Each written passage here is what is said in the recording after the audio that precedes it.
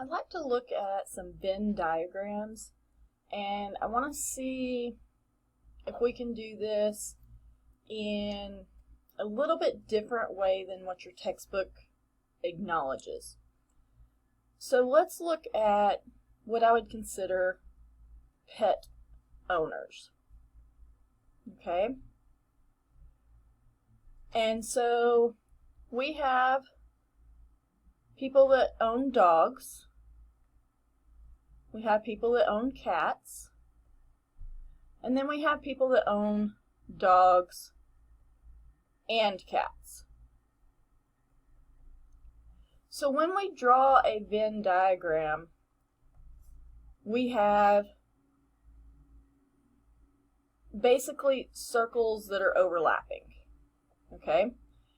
This circle is for dog owners. This circle is for cat owners. The part that's in between are for those that own dogs and cats.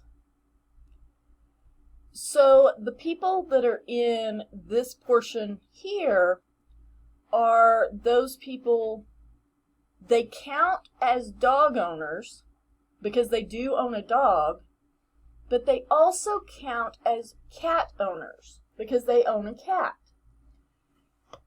And so you have to be careful when you are filling in or looking at a Venn diagram. So let's say that we have 15 dog owners, we have 12 cat owners, and we have 7 that own dogs and cats.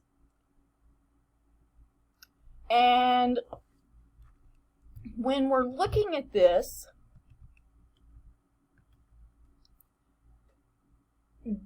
what we notice is that there's 7 that are going to go in here. Okay? Because there's 7 people that own dogs and cats. Now, this tells me that there are a total of 15 dog owners. Well, these 15 dog owners include these 7 dog owners that also own cats. So there's 15 here, but we subtract the 7, so that means that there's 8 that are dog-only owners. Because this circle right here are all dog owners, so this circle has to add up to the entire 15. So this part of the circle right here is strictly my dog owners. Same thing happens over here. I have a total of 12 cats, but so that means that this entire circle has to have 12, but I've already got 7 of them right here, so I have to look at 12 minus 7, so that means that there are only 5 cat-only owners. Let's look at another example, and we will use numbers. And so let's look at, say we'll look at set A. And so set A has the numbers 1, 3, 5, 7, 9, and 11. Set B is going to have the numbers of 4, 5, 6, 7. Set C is going to have the numbers of 6, 7, 8,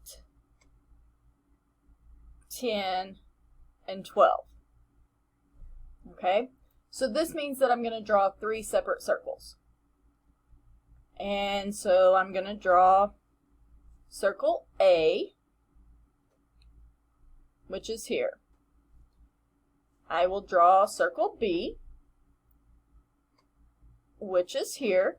And I know that there's some overlap because if you notice, A and B have these two that are going to overlap. And then I'm going to draw circles C. So here's C. So whenever we're looking at these, we need to see if there is a number or numbers that goes in all three of them, which would be in this area here. So I'm going to go through and underline or circle any number that is in all three of them. That would go in this area here. So we have a 7 that's going to go here. So that place right here would be considered A intersect B intersect C. This is where they all intersect over together, okay? Because it has to be in A and B and in C. So that is the case. 7 is the only thing that happens there. Then the next area that we want to look at, we'll say is A and in B. So this is going to be an A and B. But obviously not in C. So we're going to look at A and B. So, okay, 5 is in A and B. But that's the only number. So that is here. So the number 5 is in A and B. Then we will go to, we'll say A and C. That is this area here. So we're looking from A and C. Let's see here. 1 doesn't, 3 doesn't, 8, no, not. Oh, this is the empty set because there is nothing that goes right here. So there is no number that is going to go in this area. So then I'm going to come over to this area, which is going to be B and C. So between B and C, okay, we do have one there, which is the 6.